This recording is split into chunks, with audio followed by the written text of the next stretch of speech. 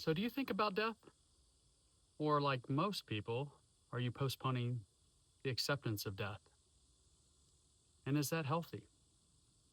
So, as you're growing up, most people aren't talking about death and dying. And most of your life, most people aren't talking about death and dying unless someone actually dies, right? I mean, that's just the way it is. And the problem with not ever thinking about our mortality and that we're actually going to die and not accepting that is that it corrupts our present. It corrupts the now that we're living in. And why is that?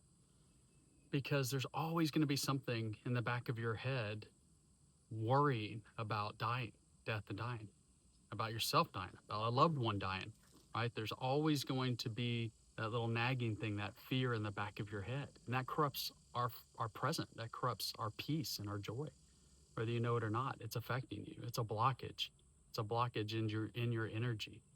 So a good practice is to accept the fact that we are all exiting this earth. We're all, as my dad would say, actually, we're all just visitors.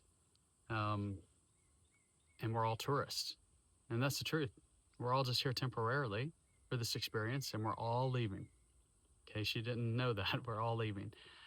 And so the more you start to embrace that and think of that and understand that, believe it or not, the more peace it will bring in your daily life, because you're ready, you're accepting, you're thinking about it. And so one of the ways that you can start to get comfortable with the thought of dying, even though it sounds very morbid, is to watch testimonials from people that have actually died for a few minutes or longer than a few minutes.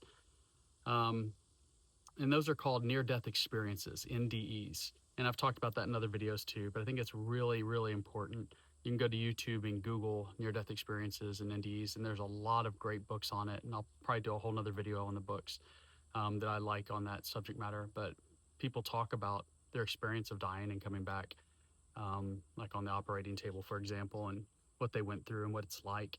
And for me, that brings me a lot of comfort in the afterlife, because a lot of these stories are very similar and very consistent and very happy, right? And so in the afterlife, there's nothing but love and joy.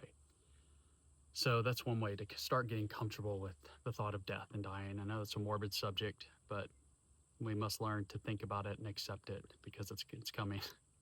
So anyway, know that you are loved and you are blessed. Have a great day.